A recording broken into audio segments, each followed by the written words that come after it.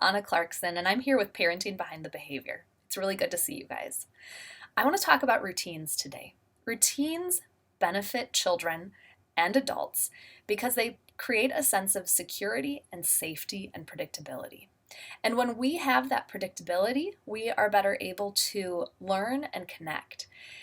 So a routine often is described as, a time schedule. At 8:30 we do this, in 15 minutes we do this, by 5 p.m. we do this. And that is definitely one way to think about a routine, but today I want to teach you a different way to think about routines. It's almost like establishing your family's own song, the rhythm for your family. So the first thing you want to do is you want to think about what are the main anchor points of our day. With a whole family at home, it may be that meals become your anchor point. So breakfast is a main point of the day. It happens every day. Lunch, maybe quiet time or nap time if you have young children, supper, and then bedtime. Those 5 points might be your anchor points for the day. Those are just kind of non-negotiables. They happen every day. Everyone participates in them as they're able. And then you fill the in-between spaces with activities that are both doing activities or being activities. So doing activities are focused on kind of a goal, a task. It might be it's time to make your bed, prepare meals, do some schooling. It might be, writing a letter, whatever that activity is. That's a to-do task, is a doing activity. And then you want to balance that with being activities. So activities that are maybe more introspective or relaxing. It might be doing an art project. It might be laying in the sunshine outside. It might be reading or listening to a book or watching a show. All of those things are more calming activities for our bodies. Another way to think about anchor points is to think about yourself as a whole person, and I think this method could work really well with older children.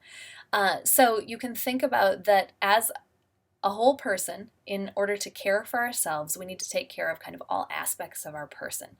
So we need physical activity, we need some being time and doing time. We might need kind of mental care or emotional care. And so you could create with your child a list of activities that fit into each of these categories. So maybe it's like they're improving their learning, and that might be mental health. Emotional health might be connecting to a friend via a call or writing a letter, for instance. Their physical health, what are some different activities they can do for physical health? So those could be some additional anchor points in the day that kind of meld this being and doing idea into it. As you think about establishing a routine, it's helpful because as a parent, you are able to reference the routine when children are feeling kind of out of sorts or frequently asking to do something that maybe is their favorite activity, but you don't want them to do 24/7. And so as a parent, you can say, I love to watch shows too, and we're going to watch a family show tonight at 8 p.m. But right now, you can choose to do one of these things, and we'll have lunch in a few minutes. It just kind of helps take the pressure off deciding for you as a parent. I also recommend involving children in creating visual charts, especially young children, of what their routine looks like. So this is a little example of a bedtime routine, and this was used with when my daughter was 2.5, I used it, and she used it until she was about 3.5, and then we created a new one.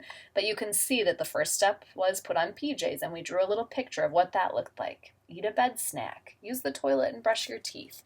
When you have this kind of pictorial chart for a young child, they're able to go and feel really proud and in control of what the next steps of their self-care are.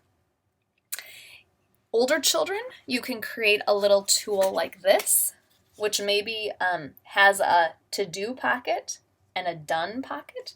And then within that pocket, you can put little sheets of paper that have their tasks. So, for instance, this was for a young child: put on shoes or boots before you go to school. When it was done, it goes in the pocket. And you and the child decide what those routine skills are that need to go into the different pockets. You'll want to strike a balance between offering the right guidance of these are the tasks you need to do without getting into too much minutia of, tie your shoes after you put your shoes on. I hope that this description of routines helps you to think more deeply about what routines look like in your family and put routines to work for you. In the end, your whole family will be able to identify your family's song. Your routine will feel as familiar as a familiar song. I wish you well, and I hope that you join us again on Parenting Behind the Behavior.